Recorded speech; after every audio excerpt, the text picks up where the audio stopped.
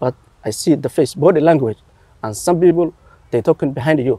২০ বছর আগে গৃহযুদ্ধ থেকে পালিয়ে আশ্রয় নিয়েছিলেন ইংল্যান্ডে, কিন্তু আজ সেই দেশকেই আর নিরাপদ মনে করছেন না সোমালিয়ান অ্যাজাইলাম প্রার্থী ইউসুফ। কেন এমন সিদ্ধান্ত? কি বলছে ব্রিটেনের বর্তমান অভিবাসন নীতি? আজকের প্রতিবেদনে জানুন এক অভাবনীয় বাস্তবতার গল্প। আফ্রিকার যুদ্ধ বিধ্বস্ত দেশ সোমালিয়া থেকে ২০ বছর আগে ইংল্যান্ডে এসেছিলেন ইউসুফ। তখন তিনি ছিলেন একজন অ্যাজাইলাম প্রার্থী, নিরাপত্তার খোঁজে পাড়ি দিয়েছিলেন বিলেতে। কিন্তু সময়ের পরিক্রমায় আজ তিনি নিজ দেশকেই বেশি নিরাপদ মনে করছেন। স্কাই নিউজকে দেয়া তার এক সাক্ষাৎকারে তিনি বলেন, ইংল্যান্ড এখন আর নিরাপদ নয়, আমি চাই নিজের দেশে ফিরে যেতে। ৫ মাস আগে তিনি হোম অফিসে দেশে ফেরার আবেদনও করেছেন। এই ঘটনার পেছনে রয়েছে ব্রিটেনের বর্তমান অভিবাসন সংকট। স্বরাষ্ট্রমন্ত্রী ইভে কোপার ঘোষণা দিয়েছেন, ছোট ভোটে আসা শরণার্থীদের নিয়ন্ত্রণে নতুন আইন না হওয়া পর্যন্ত পারিবারিক পুনর্মিলন স্থগিত থাকবে। পরিস্থিতি এতটাই জটিল যে ব্রিটেনের অভিবাসন ব্যবস্থা এখন এক বিপর্যয়ের মুখে। এদিকে ইমিগ্রেশন